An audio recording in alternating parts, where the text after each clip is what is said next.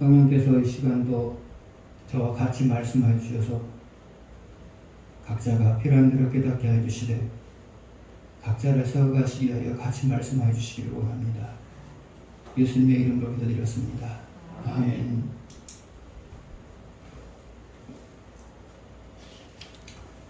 세계 최초로 해가 지지 않는 나라를 건설한 나라는 바로 스페인입니다. 당시 스페인은 프랑스를 제외한 유럽의 대부분을 지배하고 있었습니다. 그리고 아메리카와 태평양에도 식민지를 두어서 다스렸습니다. 그런데 이 거대한 땅을 물려받아서 관리하고 통치했던 사람이 바로 펠리페 2세라고 하는 사람입니다. 펠리페 2세는 이 거대한 영토를 잘 다스리기 위해서 최선을 다했습니다. 업무가 너무 늘어나서 자기 혼자 업무를 처리할 수 없을 때는 주요 업무만 자기가 감당을 하고 나머지 자질구레한 일들은 신하들에게 맡겨서 일을 하도록 그렇게 했습니다. 그리고 다양한 분야에서 실력이 있어서 일들을 잘 처리해 나갔습니다. 한편으로 펠리페 2세는 황제의 옷을 벗어버리고 대중 속으로 들어가서 소탈한 모습으로 국민들과 어울리는 일들을 자주 하곤 했습니다. 그래서 국민들은 이런 황제의 모습을 보고 황제를 존경을 했습니다. 황제는 나라를 잘 다스리기 위해서 나라의 일을 하느냐고 푹 파묻혀 있었습니다. 그래서 개인적인 여가를 즐긴다고 하는 것은 생각할 수가 없었습니다. 다른 황제와 다른 모습이죠. 개인적인 나라를 잘 다스리기 위해서 나라 일의 파묻힘으로 인해서 개인적으로 여가를 즐길 수 있는 여유가 거의 없게 살았던 사람이 바로 펠리페 2세였습니다.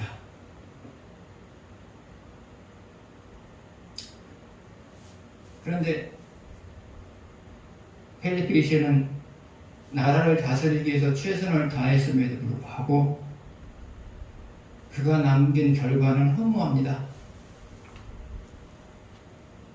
왜냐하면 그가 황제에 20년 동안 머무르는 동안에 국가의 재정은 4배로 빚을 지게 되었습니다. 국가는 4배로 빚을 지게 되었습니다. 그리고 그가 다스렸던 영토 중에 일부가 독립을 시도했고요. 또 일부는 다른 나라에 의해서 빼앗기기도 하고요. 그래서 최선을 다했단 말이죠. 펠리페 입장에서는 개인적인 여가를 즐기지 못할 정도로 정무에 나라를 다스린 일에 최선을 다했단 말이죠. 그러나 그 결과는 실패였어요. 최선을 다했는데 실패했단 말이죠.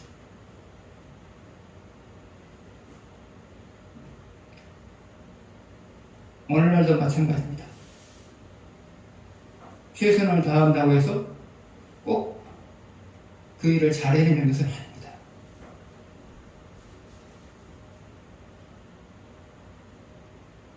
최선을 다해도 실패할 수 있습니다. 그 이유는 무엇이냐? 첫 번째로는 능력이 부족하기 때문이죠. 두 번째로는 생각지 못했거나 바쁨으로 인해서 미처 손을 써야 될 때 손을 쓰지 못했기 때문에 그런 거예요.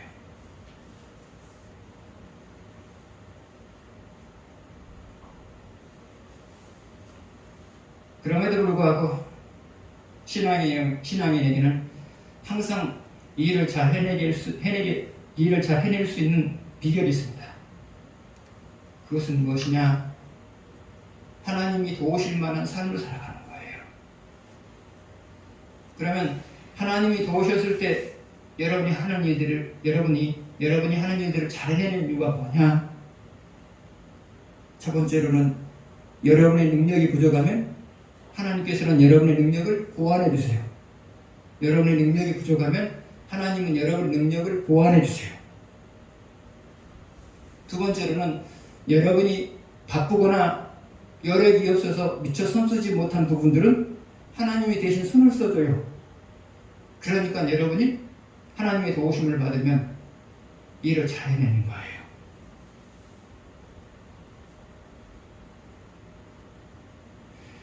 여러분이 인생을 잘 살아내는 것도 마찬가지예요.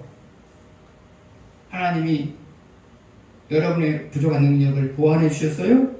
그리고 여러분이 미처 손쓰지 못한 부분들을 하나님께 손을 써주셨어요. 그래서 여러분이 인생을 잘 살아내고 있는 거예요. 그래서 여러분들은 하는 일이 잘 되었다, 잘 된 것 속에 여러분이 하는 일이 잘 된 것 속에는 하나님의 은혜가 있었어요. 그래서 잘 될 때마다 하나님의 은혜를 생각하면서 감사해야 돼요. 여러분이 이만큼 인생을 살아내는 것 속에도 하나님의 은혜가 있었어요. 그래서 여러분이 인생을 잘 살아내고 있다면 그 속에서도 여러분이 하나님의 은혜를 찾아내서 감사하면서 사셔야 합니다. 오늘은 맥주 감사 주일입니다. 그래서 본문 속에 담겨져 있는 감사의 이유들을 찾아내면서 우리가 함께 감사할 수 있는 시간을 가졌으면 좋겠습니다. 먼저 1절을 보시겠습니다.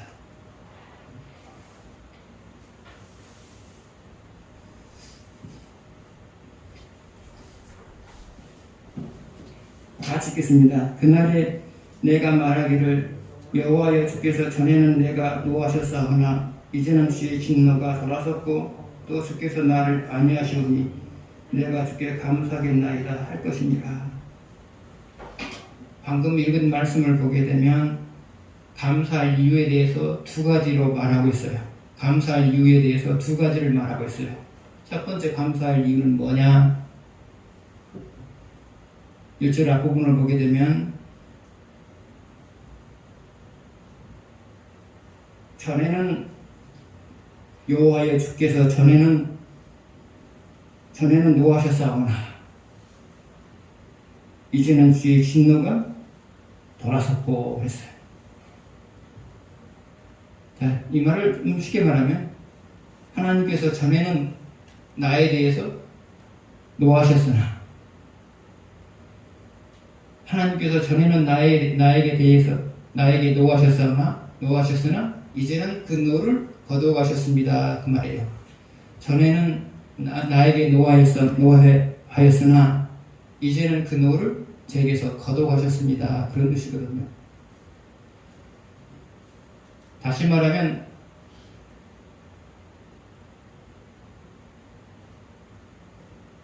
하나님이 나에게 징계함으로 인하여서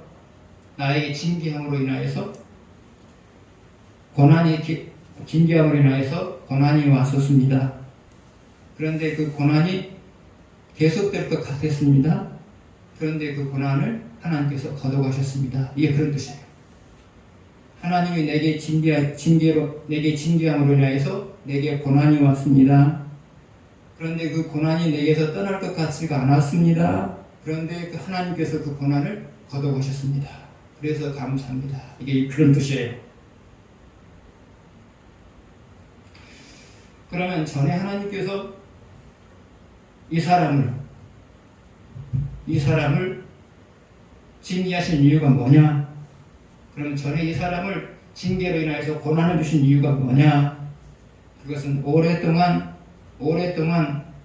하나님의 말씀과 상관없이 살았기 때문이에요. 오랫동안 하나님 말씀과 상관없이 살았기 때문이에요.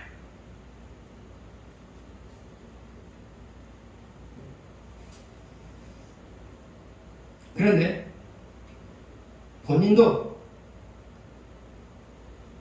자기가 오랫동안 하나님과 상관없이 산 결과로서 이런 치명적인 고난이 왔다는 사실을 알아요. 그런데 문제가 뭐냐? 그래서 충분히 해결을 했어요? 충분히 해결을 했어요. 근데 충분히 해결했음에도 불구하고 하나님께서 그 고난을 걷어가실 것 같지가 않아요. 왜 그러느냐? 자기 죄가 너무 크다는 사실을 알기 때문에 걷어갈 것 같지가 않아요. 그런데 하나님이 어느 순간에 그 고난을 걷어가셨어요. 그래서 감사한 거예요. 여러분도 살다 보면 징계로 인하여서 치명적인 고난을 당해요. 근데 고난을 당할 때는 그 고난을 하나님께서 걷어가실 것 같지가 않아요.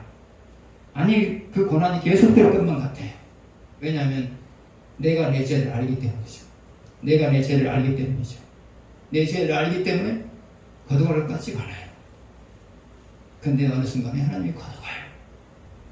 그래서 우리는 감사하게 되죠. 하나님이 내 죄를 생각한다면 그 고난을 걷어갈 것 같지가 않았는데 하나님이 걷어가셨단 말이죠. 그러니까 그게 감사한 거예요. 그래서 지금 이 사람은 그 부분에 대해서 감사하고 있는 거예요. 두 번째로 방금 읽은 말씀 중에서 감사할 이유는 뭐냐? 1절 뒷부분을 보게 되면 주께서 나를 안위하시오니 그랬어요. 주께서 나를 안위하시오니 그랬어요. 안위라고 하는 것은 뭐냐? 안위라고 하는 것은 뭐냐? 편안한 마음을 주시고 위로해 주신다, 그런 뜻이거든요. 편안한 마음을 주시고 위로해 주신다, 그런 뜻이거든요. 그래서 이 사람은 하나님께서 나에게 편안한 마음을 주시고 위로를 해주신 것에 대해서 감사한다 말이죠. 감사한다. 그러면 하나님께서 여러분에게 편안한 마음을 주시는 방법은 뭐냐? 첫 번째로는 여러분의 삶 속에 여러분의 삶이 전개되는 모습이 우여곡절이었고 평탄한 거예요. 누구든지 마찬가지죠. 우리 삶 속에 우여곡절이었고 삶이 평탄하다면 마음이 편할 수밖에 없죠. 그래서 하나님이 여러분에게 평안함을 주신 방법이 그거예요. 여러분의 삶 속에 우여곡절이 없게 만드시고 대신 평탄한 삶이 되게 만들어줘요. 이것이 여러분에게 평안을 주는 첫 번째 방법이고요. 두 번째로 하나님이 여러분에게 평안을 주시는 방법은 뭐냐? 여러분의 삶 속에 고난이 있고 슬픔이 있어도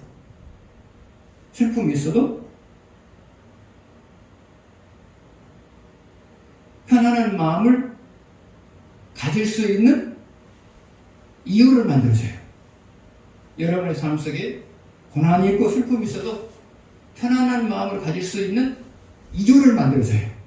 그러면 편안한 마음을 가질 수 있는 이유라고 하는 것은 뭐냐? 첫 번째로는 고난과 슬픔이 사라지게 만들어요. 고난과 슬픔이 사라지게 만들어요. 두 번째로 고난과 슬픔이 머지 않아서 사라질 것이라고 말씀하세요. 세 번째로는 고난과 슬픔이 남아있는 것이 나에게 유익하다고 말해요. 왜요? 하나님은 그것을 매기 위해서 여러분에게 더 좋은 일을 주실 것이기 때문에요.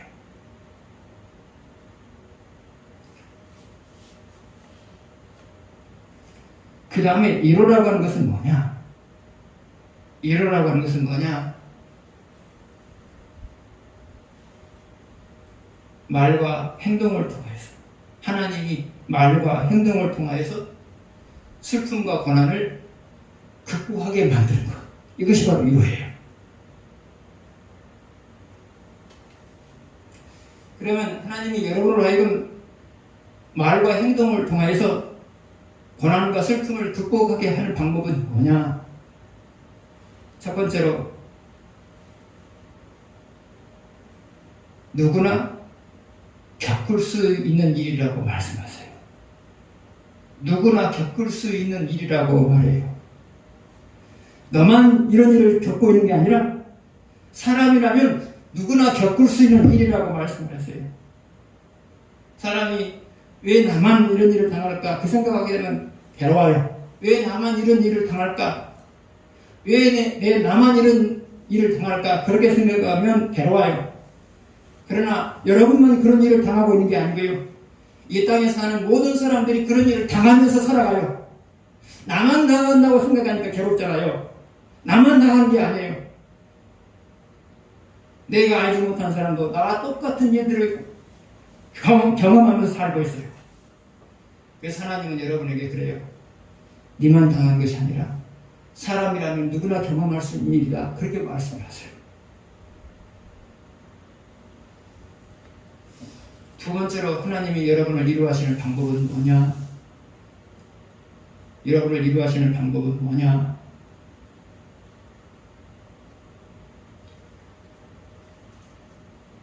니한테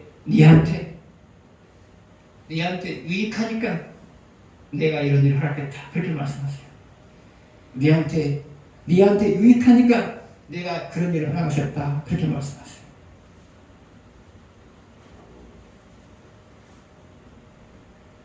그러면 고난과 슬픔이 여러분에게 주어지는 고난과 슬픔을 통하여서 하나님이 여러분의 주신 유익은 뭐냐? 첫 번째로 이전보다 하나님을 더 사랑하게 만들어요. 이전보다 하나님을 더 사랑하게 만들어요. 두 번째로는 새로운 고난과 슬픔을 극복할 수 있는 힘을 빌려줘요. 그래서 고난과 슬픔을 잘 극복하는 사람들은 주로 과거의 고난과 슬픔을 극복한 사람들이 고난과 슬픔을 잘 극복한단 말이죠. 세 번째로 하나님이 여러분을 위로하는 방법이 뭐냐?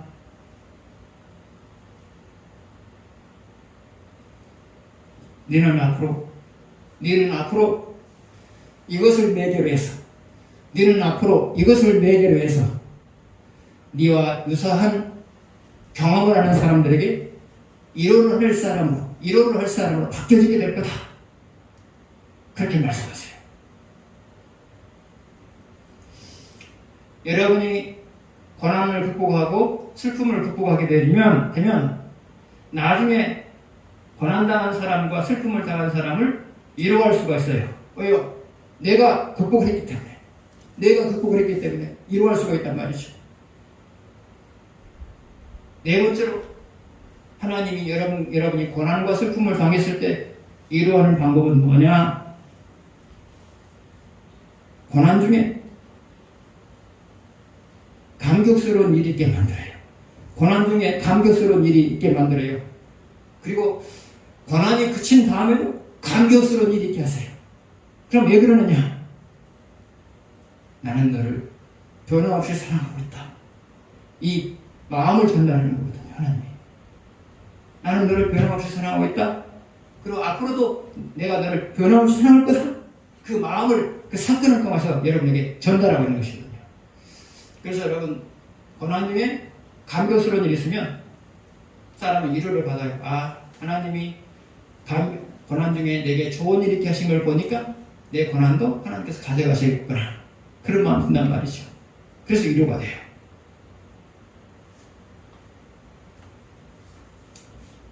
여러분이 고난 중에서도 슬픔 중에서도 편안함을 유지할 수 있었던 것은 여러분이 고난 중에서도 슬픔 중에서도 그것을 극복할 수 있었던 것은 하나님의 끊임없는 손길이 여러분의 마음을 다스렸고 여러분의 상황들을 다스렸기 때문에 그렇단 말이죠.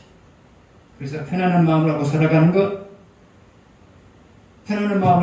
것에 대해서 늘 감사하시면서 사시기 바랍니다. 5절에 오시겠습니다. 같이 읽겠습니다. 여호와를 찬송할 것은 극히 아름다운 일을 하셨음이니 이를 온 땅에 알게 할지어다. 5절 앞부분을 보게 되면 여호와를 찬송할 것은 그랬어요. 여호와를 찬송할 것은 바꿔 말하면 하나님께 감사할 것은 이렇게 바꾸면 될 것 같아요. 여호와를 찬송할 것은 이 말은 하나님께 감사할 것은 그렇게 바꾸면 된단 말이죠. 근데 5절에서 보게 되면 하나님께서 감사할 이유에 대해서 말하고 있는데 그 감사할 이유가 뭐냐? 하나님이 아름다운 것을 행하셨다. 아름다운 일을 행하셨기 때문이다. 그 말이에요. 하나님이 아름다운 일을 행하셨기 때문이다. 그 말이죠. 그럼 아름다운 일은 뭐냐? 아름다운 일이라고 하는 것은 뭐냐? 아름다운 일을 행하셨다고 하는 것은 뭐냐? 하나님이 사람에게 가장 귀한 것을 주셨다는 것을 말해요. 아름다운 일을 행하셨다고 하는 것은 무엇을 가리키느냐? 하나님이 사람에게 가장 귀한 것을 주셨다는 것을 가르쳐요. 그러면 하나님이 사람에게 주신 가장 귀한 것이라고 하는 것은 뭐냐? 첫 번째로는 구원이에요.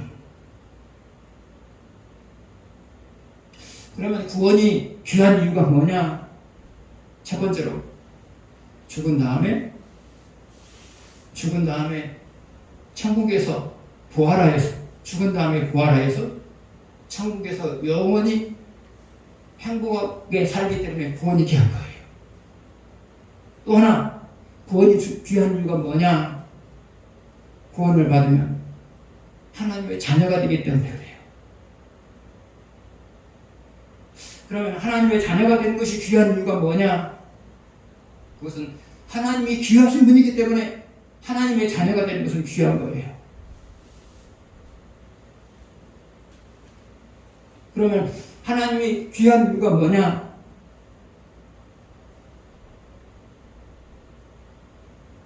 첫 번째로는 사람으로 하여금 바르게 살게 할 수 있는 능력이기 때문에 그래요. 그러면 사람에게 있어서 바르게 사는 것이 중요한 이유가 뭐냐? 바르게 살면 승승장구해요. 그러나 바르게 살지 못하면 승승장구하다가 어느 순간에 몰락해요. 우리나라의 인물들 중에서 이런 부분들을 많이 보잖아요. 사람은 바르게 살면 승승장구해요. 그러나 바르게 살지 못하면 승승장구하다가 어느 순간에 몰락해버려요. 그런데 하나님은 여러분 하여금 바르게 살게 만들 수 있는 능력이 있어요. 두 번째로 하나님의 귀한 이유가 뭐냐? 하나님은 무에서 유를 창조한 능력으로 여러분의 인생의 문제를 해결해 줄 수 있기 때문에 하나님은 귀한 분이에요. 세 번째로 하나님이 귀한 분인 이유가 뭐냐? 하나님은 여러분을 하여금 하는 일을 잘 해낼 수 있도록 준비를 시켜주셨기 때문에 준비를 시켜줄 수 있기 때문에 귀한 분이에요. 여러분이 지금 하는 일들을 잘 해낼 수 있는 이유가 뭐냐? 하나님 여러분을 준비시켰어요. 고난을 통하여서 고난을 극복해낼 수 있는 어떤 고난 속에서도 자기 일을 해낼 수 있는 역량을 빌려줬고요. 좋은 사람과 좋은 책을 만나서 여러분을 하여금 자질을 쌓게 만들었단 말이죠. 그래서 하나님은 여러분을 하여금 여러분이 하고자 하는 일을 잘 낼 수 있는 사람으로 준비시켜주는 역할을 하시는 분이 바로 하나님이에요. 그래서 그래요.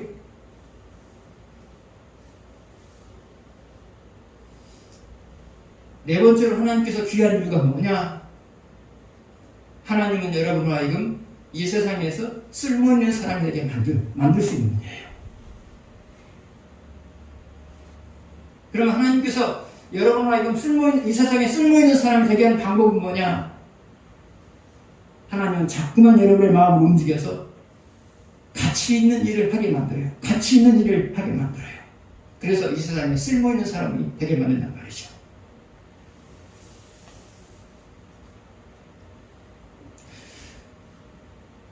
두 번째로 하나님이 하신 귀한 일은 뭐냐? 하나님이 여러분에게 주신 귀한 것은 뭐냐? 그것은 여러분이 인생을 잘 살아낼 수 있도록 도와주신 일이에요. 그러면 하나님이 여러분을 하여금 인생을 잘 살아낼 수 있도록 도와주셨던 일들은 뭐냐? 첫 번째로는 만족할 만큼의 재물을 주셨어요. 그런데 그 하나님은 앞으로도 그렇게 하실 거예요. 두 번째로 하나님은 여러분에게 인생을 살아낼 수 있을 만큼의 건강을 주셨어요. 하나님은 앞으로도 그러실 거예요. 세 번째로, 하나님은 여러분과 하여금 사람들에게 좋은 평판을 받으면서 인생을 살도록 도우셨어요. 어떻게 해요? 여러분의 삶 속에 좋은 일들이 자꾸 발생하게 만들어요. 그리고 여러분의 삶 속에서 좋은 인격들이 드러나게 만들어요. 그래서 하나님은 여러분과 하여금 좋은 평판을 얻고 살게끔 그렇게 만드십니다 말이죠.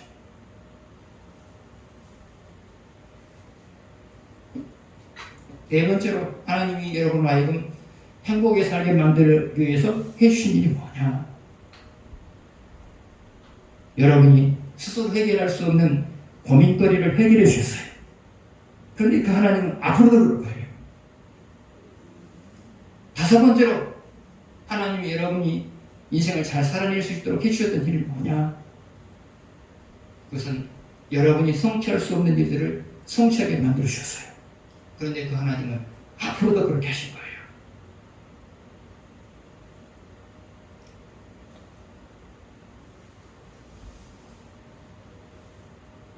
여러분의 인생을 잘 살아내는 것은 하나님의 도우심 때문이었어요. 그래서 여러분 인생을 잘 살아내고 있다면 그것에 대해서 하나님께 감사해야 돼요.